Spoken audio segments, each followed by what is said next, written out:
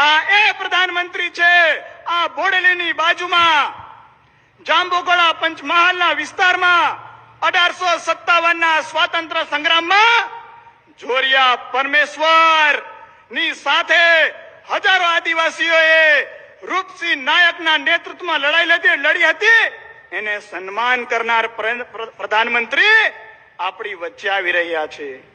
આ એ પ્રધાનમંત્રી નરેન્દ્રભાઈ મોદીજી છે જે માતાઓ બાળકોના કલ્યાણ કરવા માટે કટિબદ્ધ છે. દેશમાં અનેક પ્રકારના રાજકીય પક્ષો વર્ષો સુધી શાસન કર્યું, પરંતુ આ આદિવાસીઓનું કોઈ કલ્યાણ કર્યું હોય તો આ દેશના પ્રધાનમંત્રી શ્રી નરેન્દ્રભાઈ મોદીજી છે. કોંગ્રેસની સરકારને ખબર નહોતી કે આ દેશમાં આદિવાસીઓ પણ રહે છે.